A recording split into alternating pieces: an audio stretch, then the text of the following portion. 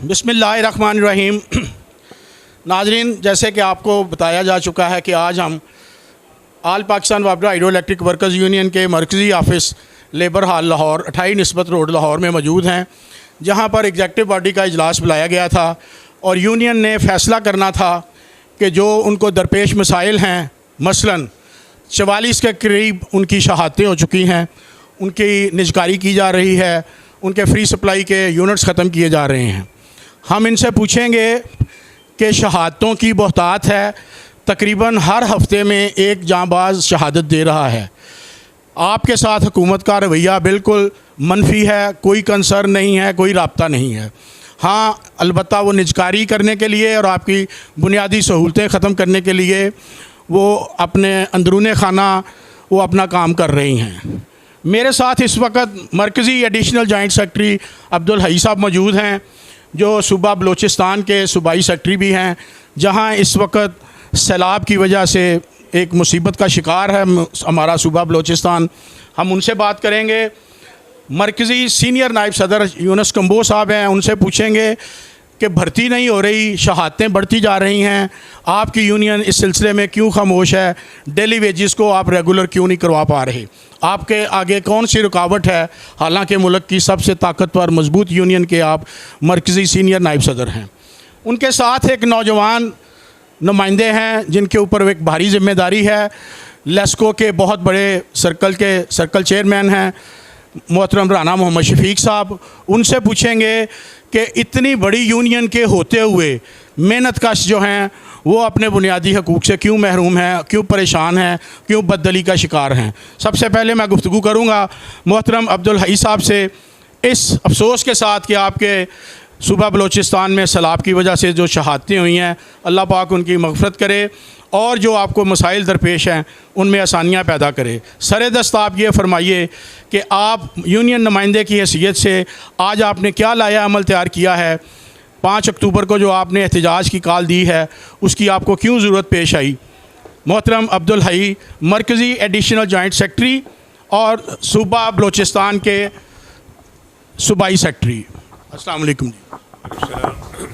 बिस्मिल्लाहिर्रहमानिर्रहीम।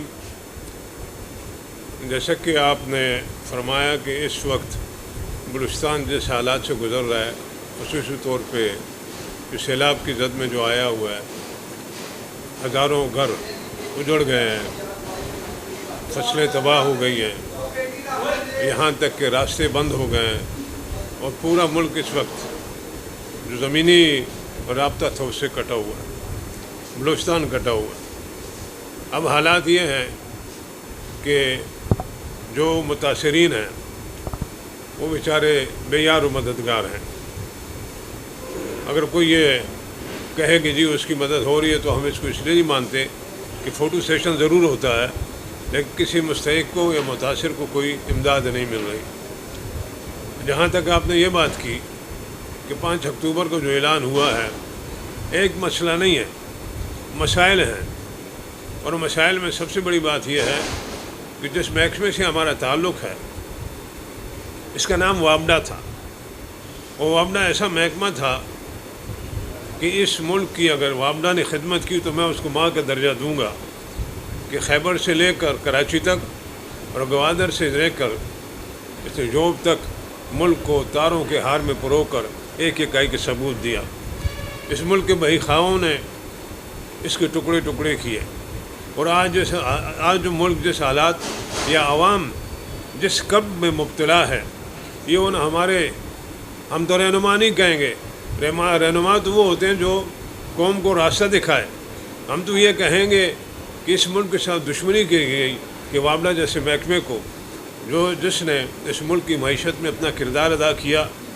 सनतों में बिजली इस्तेमाल होती है, ज़राअत बग़ैर बिजली के चल नहीं सकती, हमारी और आपकी आम ज़िंदगी बग़ैर बिजली की नहीं चल सकती। इस महकमे को उन्होंने टुकड़े टुकड़े कर कर इसको इतना मकरूज़ कर दिया कि आज ये अगर मैं ये कहूँ कि वेंटिलेटर पे चल रहा है तो ये गलत ना होगा। ये वो महकमा के 97 तक ये अरबों रुपए कमा कर हुकूमत पाकिस्तान को देता था। 1997 तक तो 17 से 20 अरब रुपए ये कमा के देता था।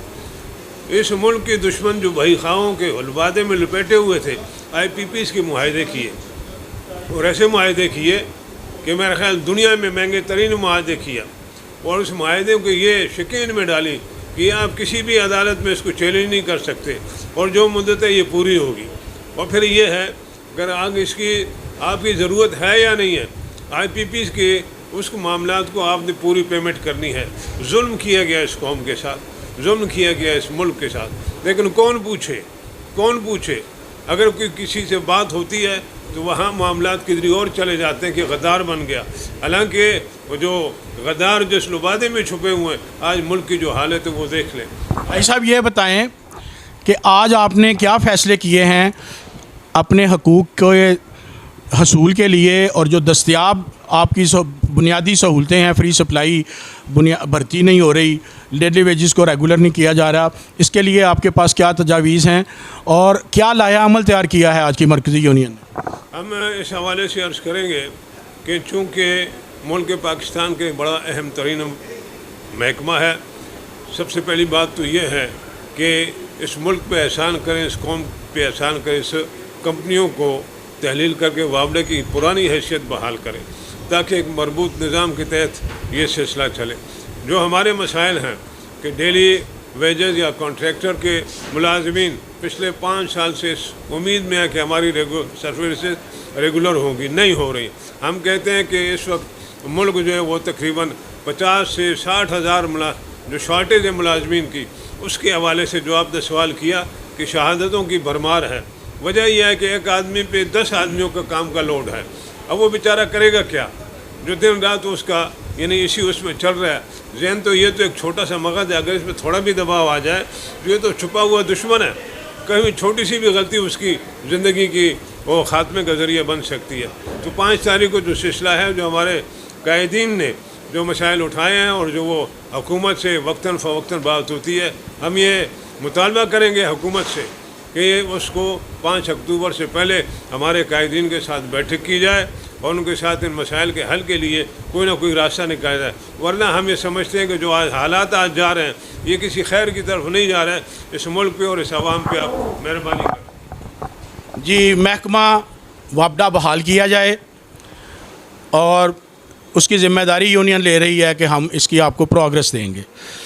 मेरे साथ दूसरे मेहमान मौजूद हैं, मरकज़ी सीनियर नायब सदर हैं मोहम्मद यूनुस कंबो साहब।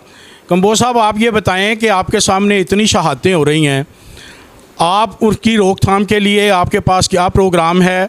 आप हुकूमत से किस लेवल पर जाकर इसका एहतजाज कर रहे हैं 5 अक्टूबर को? और जो आपके पास इस वक्त स्टाफ मौजूद है डेली वेजेस का कॉन्ट्रैक्ट वाला, उसको आप रेगुलर बुनियादी हक़ नहीं दिलवा पा रहे। इतनी बड़ी यूनियन के आप नुमाइंदे हैं और सीनियर नायब सदर हैं, आपके ऊपर बड़ी ज़िम्मेदारी आयद होती है। आपका वर्कर, आपका कारकुन क्यों मायूस है? आपके पास इनके लिए आज जो मरकज़ी यूनियन की आपने एग्जेक्टिव बॉडी का इजलास बुलाया, उस इजलास में आप इनके लिए कोई खुशखबरी देते हैं? बिस्मिल्लाहिर्रहमानिर्रहीम। मैं बतौर सीनियर नायब सदर मुख्तियार लेबर हाल में मेरी तकरीबन खुर्शीद साहब के साथ हर रोज़ हाज़िरी होती है। हमने स्टाफ की कमी के बारे में 3 मुलाकातें की मिनिस्टर साहब से, एक गुजरावाले में, एक इस्लामाबाद और एक लाहौर में। हमारे साथ ये वादा किया गया कि हम इंशाअल्लाह जल्द अज जल्द भर्ती करेंगे। साबका हुकूमत से भी हमने मुतालबा किया था, तो उस वक्त जो हमारे मिनिस्टर थे गौर अयूब साहब, उन्होंने रिटर्न आर्डर किए तमाम कंपनीज़ को, तमाम BOD को, तमाम जितनी भी कंपनी हैं कि भर्ती करें। लेकिन जो भर्ती गुजरांवाले में भी की गई वो भी मज़दूर दुश्मन भर्ती है, उसमें कोई उसका तरक्की का हक़ नहीं रखा गया, उसमें कोई फ्री बिजली का हक़ नहीं रखा गया। बाकी कंपनीज़ भी जितनी हैं वो सब इस चीज़ का शिकार हैं कि जैसा कि 3 दिन पहले मरीद के एक शहादत हुई, उसमें लाइन सुपरडेंट रात मौसम ख़राब था, सारी रात पेट्रोलिंग में लगा रहा, उसके साथ जो लाइनमैन थे वो भी इसी तरह, लेकिन बिजली बहाल ना हो सकी तो सुबह 8 बजे दोबारा फिर आ गए। जब आए तो ट्राली जो ग्रिड से जहाँ से फीडर फीड होता है वहाँ ट्राली जब निकलवाई तो वो ट्राली कोई और जो है वो अपना गलती से, लेकिन किसी को बर्डन की वजह से, 3 आदमी मौजूद थे, बर्डन की वजह से उनको पता नहीं चला कि ये फीडर कहाँ से फीड होता है, और उस गलती की वजह से हमारा एक नौजवान शहीद हो गया। अगर स्टाफ होता तो सुबह और कोई स्टाफ आता, रात को एमरजेंसी स्टाफ कोई और अटेंड करता।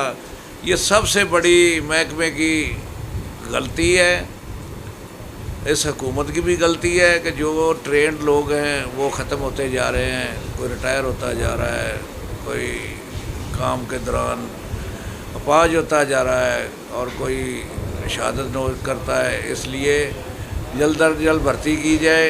हमें खुर्शीद साहब और तमाम जो हमारे कायदीन हैं आज इसलिए इकट्ठे हुए लेबर हाल में और ये फ़ैसला किया कि 5 तारीख को हम इंशाल्लाह ये एहतजाज रिकॉर्ड करवाएंगे। अगर हमें काम छोड़ना पड़ा तो हमने काम छोड़ना है। बल्कि आज एक कंपनी ने कह भी दिया है कि हम 5 तारीख को अगर कोई भर्ती का नोटिस ना लिया गया तो फैसलाबाद के तमाम लेबर, बल्कि हमने लेस्को का भी उसमें नाम शामिल किया कि लेस्को और फेस्को और जितनी ये बड़ी कंपनियां सब हम काम छोड़ेंगे।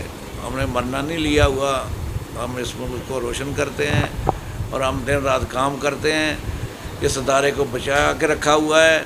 ये अदारा सिर्फ़ टेक्निकल स्टाफ और इंजीनियर की वजह से ये चल रहा है।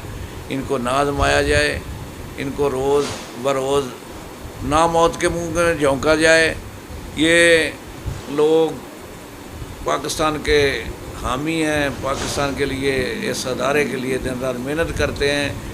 मेहनत करने वाला अल्लाह का हबीब होता है। अल्लाह के हबीब जो हैं वो दुआएं जब करते हैं तो ऐसा ही जो हुकूमत के पास हो रहा है, कभी नून, कभी तहरीक-ए-इंसाफ, कभी कोई इसलिए आ रही है कि अच्छे फ़ैसले नहीं हो रहे। अच्छे फ़ैसले करेंगे, अदारे बचाएंगे। अदारों की वजह से ये मुल्क है, अदारों की वजह से ये तरक्की है। हमने थोड़े लोगों के साथ भी काम करके लेस्को को 61 अरब रुपए का रेवेन्यू दिया।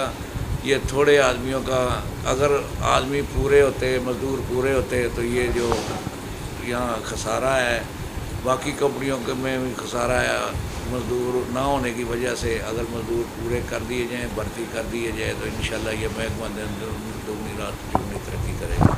61 अरब रुपये आपने लेके दिया तो लेस्को के एम्प्लॉइज़ का हक़ है कि उनको अलाउंस भी दिया जाए, 1 माह का अलाउंस भी दिया जाए। ये बुनियादी हक़ में आता है। हमने जब गुजरांवाला में मिनिस्टर ने ये फ़ैसला किया कि गुजरांवाला के मज़दूरों को जो अपना कारकर्दगी अलाउंस जो है वो दिया जाए, तो हमने भी वहाँ मुतालबा किया कि गुजरांवाला से कई ऐसी और कंपनियाँ जिसने बहुत ज़्यादा रेवेन्यू इकट्ठा किया, इसमें लेस्को शामिल है। लेस्को ने इतना बड़ा रेवेन्यू दिया है और हमारा बल्कि तमाम कंपनी का मुतालबा है कि सबको बोनस दिया जाए। और उन्होंने वादा तो किया है, लेकिन वादे की पासदारी करना भी उनका हक़ है। हम मुतालबा करते हैं हुकूमत वक्त से कि वो तमाम मज़दूरों को बोनस दे के उनके जायज़ हकूक़ के लिए उनसे दुआएं लें। बड़ी यूनियन का बड़ा फ़ैसला कि अगर मुतालबात तस्लीम ना किए गए, अगर बुनियादी हकूक़ दस्तयाब ना हुए तो काम बंद करना पड़ा तो हम काम बंद करेंगे। मेरे साथ बलोचिस्तान के सेक्रेटरी और सीनियर नायब सदर यूनुस कंबो ने बड़े मुतहम्मल लहजे में गुफ्तगू की। मैं हमारे साथ नौजवान नुमाइंदे भी मौजूद हैं जो एक लेस्को के बहुत बड़े सर्कल के ज़ोनल चेयरमैन हैं, राना मोहम्मद शफीक साहब। हम उनसे पूछेंगे कि नौजवानों के लिए आपके क्या अज़ाइम हैं, क्या इरादे हैं कि अगर उनको हकूक़ नहीं मिलते तो 5 अक्टूबर को आप क्या करेंगे। बिस्मिल्लाहिर्रहमानिर्रहीम। सबसे पहले तो शहादतों की बात हो रही थी। मैं बताना चाहता हूँ कि सर्कल लेवल पे हर सर्कल में असिस्टेंट लाइनमैन तो है ही नहीं, मीटर रीडर की कमी है, बिल डिस्ट्रीब्यूटर की कमी है, स्टाफ तो है ही नहीं। एक्सीडेंट नहीं होंगे तो क्या होगा? राना साहब, ये तो तयशुदा बात है कि इस वक्त 70,000 के करीब पूरे पाकिस्तान में शॉर्टेज ऑफ स्टाफ है, और अगर इसको टेक्निकल बुनियादों पर यार्ड स्टिक रिवाइज़ करके किया जाए तो आपको 2,10,000 के करीब नए स्टाफ की ज़रूरत है।